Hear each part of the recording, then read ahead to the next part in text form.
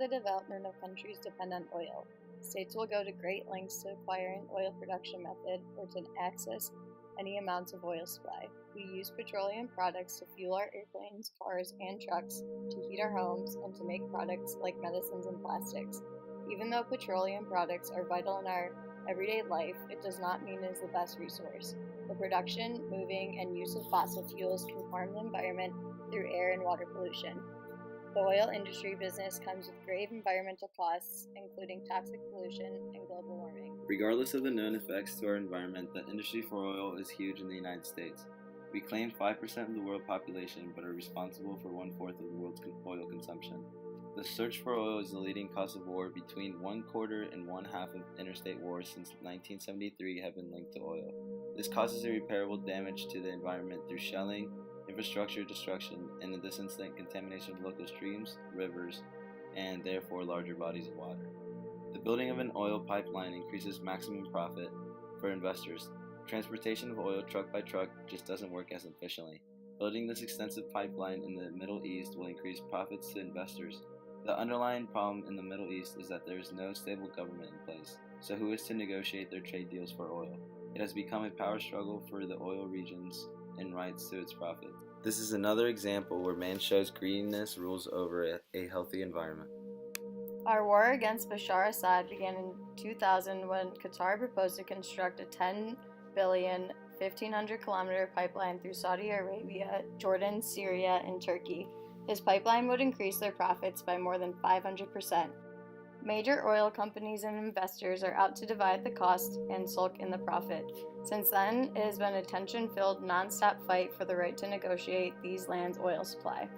The devastation to the environment comes from the constant shelling and airstrikes to ISIS oil fields and refineries. Since ISIS makes money through oil smuggling to outer countries, a scorched earth policy has been adopted by the U.S. to cut ISIS funding. The big question about Syria is whether or not targeting oil infrastructure is a sound, long-term strategy. We could prevent long-term damage to the environment, socioeconomic development, and public health with an alternative solution.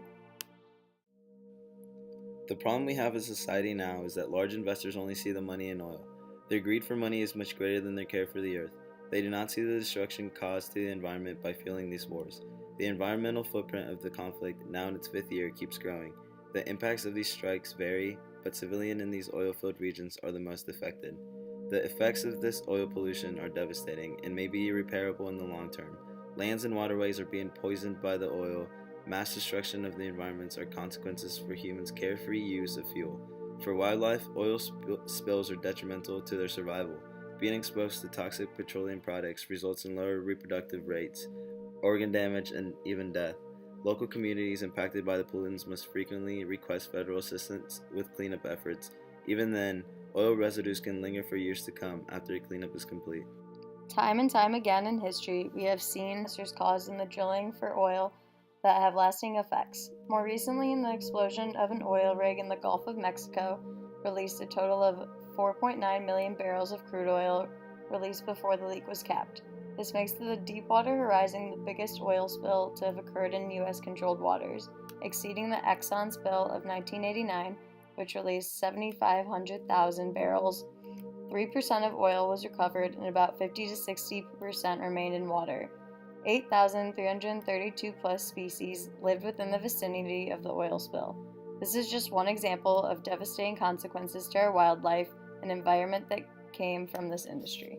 We can see the underlying issue is an obvious problem of greediness in an industry that has little care for the environment and a lot of interest in their money. We as people need a massive change in our treatment of the world. Becoming more aware of the environmental consequences is the first step. We must realize that we as people have allowed this sort of behavior through lifestyles that are dependent on oil products. An unwillingness to make sacrifice for a cleaner, healthier future is affecting us. Ultimately, a transition to renewable resources is the answer, but that's a slow process. For now, raising awareness of these issues through well-known public figures that can reach a broader audience is a good start. Early in the year 2016, Leonardo DiCaprio became the UN Messenger of Peace. Since then, he has publicly denounced large oil corporations, stating that we simply cannot afford to allow them to determine the future of humanity. Last week, President Obama told those who continue to deny the irrefutable science behind climate change that they will find themselves increasingly lonely in a swell of voices calling for action. But studies also show us that those who deny the reality of climate change will also find themselves less economically successful. We simply cannot afford to allow the corporate greed of the coal, oil, and gas industries to determine the future of humanity. Our planet cannot be saved unless we leave fossil fuels in the ground where they belong.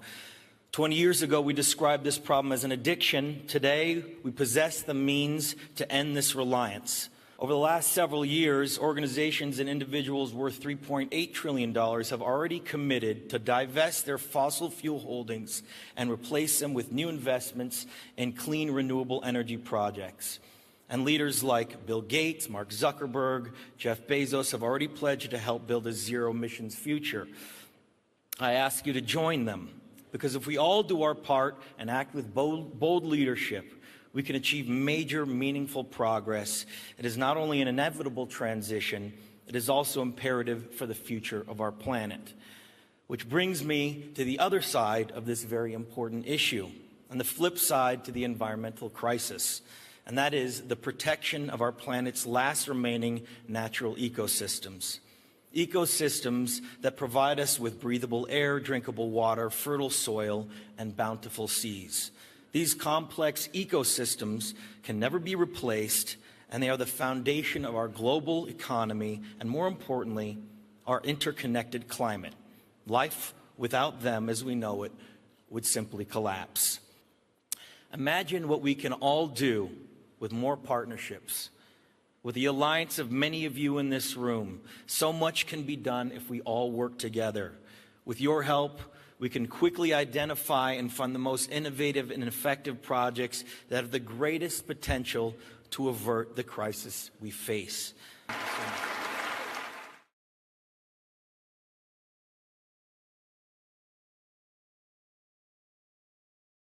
And here we have a serious problem. America is addicted to oil, which is often imported from unstable parts of the world. The best way to break this addiction is through technology.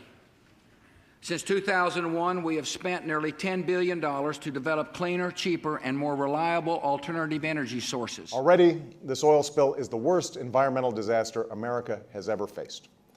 And unlike an earthquake or a hurricane, it's not a single event that does its damage in a matter of minutes or days.